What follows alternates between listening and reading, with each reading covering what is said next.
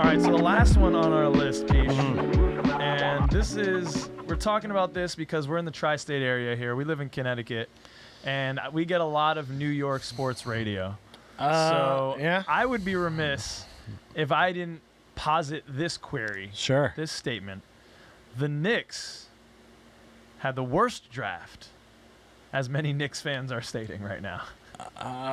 Man, I gotta say fact on this. Even though there's some teams like the Celtics that just had a late second rounder. I mean, Yeah. I think if your expectations are low, then you're fine. But this was bananas, and I think anybody who knows, New York fans, especially at the draft, they're vocal people. So I was interested when their pick came up at 11 to see, all right, here we go. Let's see what these guys, how they react. And it was not favorably. No. They were very upset. They did not know the name of the gentleman they had drafted. They were very upset. Usman Deng. And I went to the bathroom right after their pick because I had to go, but I was going to wait. I needed to see how this played out. So I go into the bathroom, and that's when all the Knicks fans left. By the way, Yeah. not all, but most of the Knicks fans left at that point because they're like, shit, we got this guy. I heard guys complaining in the bathroom like, who is this walking guy? What are we doing? And they're like, why didn't we trade for Jaden Ivey? What are we doing? It's like, what are you guys talking about? Like, you were not part of this conversation. This draft was not about you. You're going to get some middle-of-the-road guy because you refused to blow it up and start fresh like we did.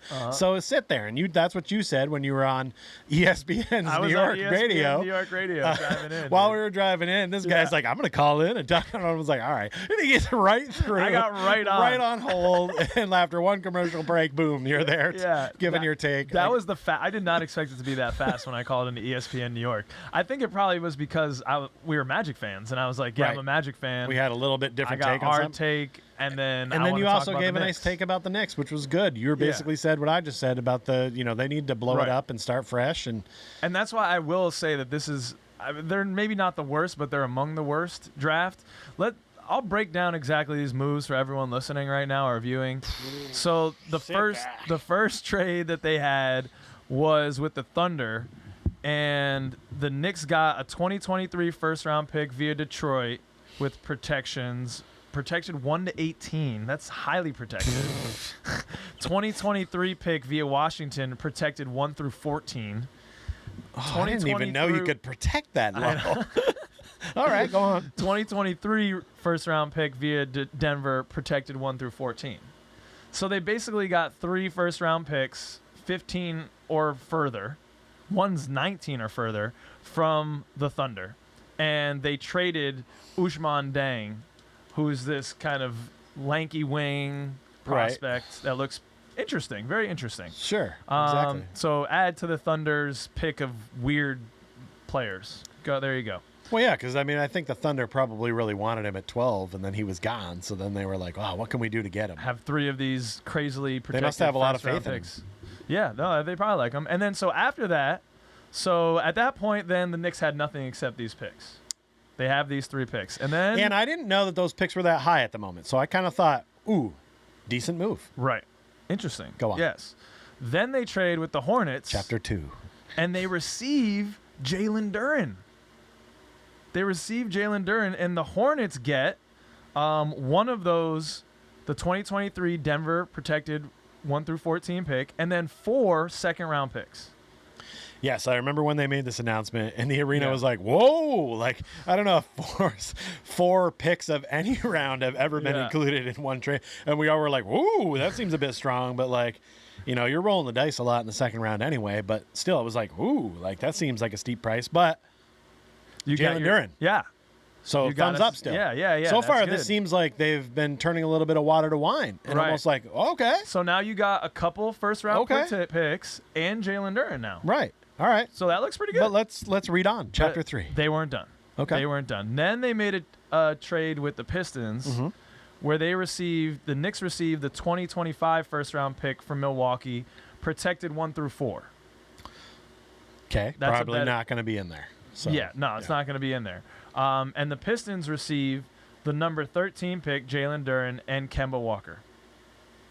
So in the end, the Knicks got a 2023 first-round pick from Detroit, 1 through 18 protected, 2023 first-round pick from Washington, 1 through 14 protected, 2025 first-round pick from Milwaukee, 1 through 4 protected, and $18 million in cap space moving Kemba Walker's contract.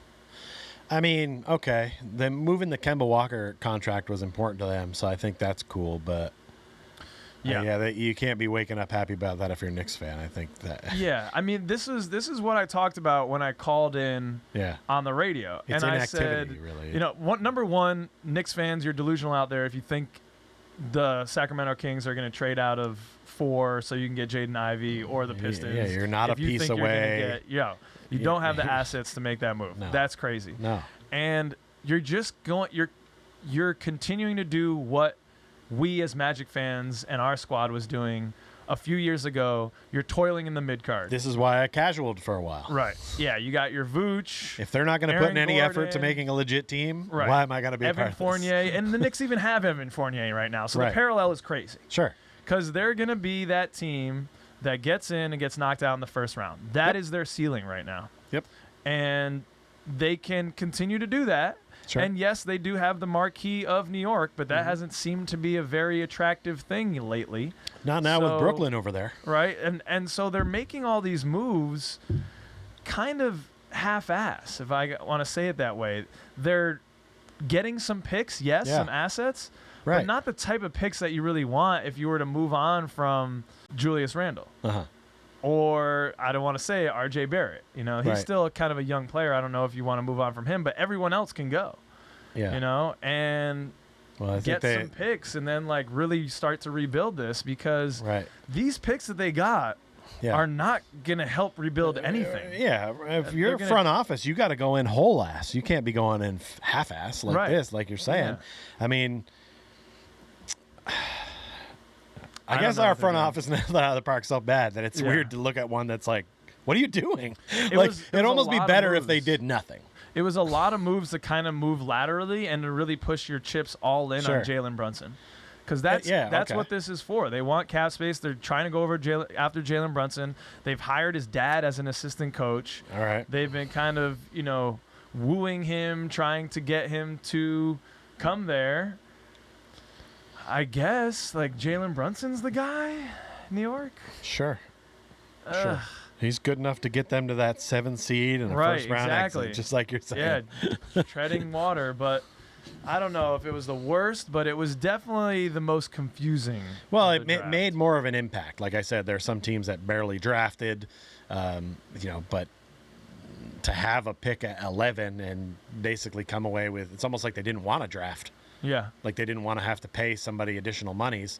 And the best part of this is really they got rid of Kemba Walker's contract. So I guess if you're looking for a silver lining, that's for sure it. They cleansed their But that's a lot sins. of work to basically do that and have a bunch of other draft picks that you may not even get, actually. So and the Bucks pick is not going to be a good one. It's very strange. You had Hardy for a moment. You had Jalen Duren, not Jalen Hardy. You had Jalen Duren. Sure. For a moment. I know you have Mitchell Robinson, but he's got to get paid. And Jalen Duren seems like a restart on that. Sure. Similar type of player, traditional kind of center down low. Yeah. Let Mitchell That's a front walk court that seems interesting. Yeah. Let Mitchell walk and then put Jalen Duren next to Julius Randle, see what goes on. Yeah. And you can still make a run at old school hoop with a power 4 and a center. Old man will love it. They probably couldn't have made a run if they didn't get rid of this Kemba Walker money, but maybe they better get Jalen Brunson now. Ooh, they better get somebody. Other than Trevor Keels. So what do you think about these fact or fictions, ladies and gentlemen? Would you have answered them similarly or different than we did? Let us know in the comments.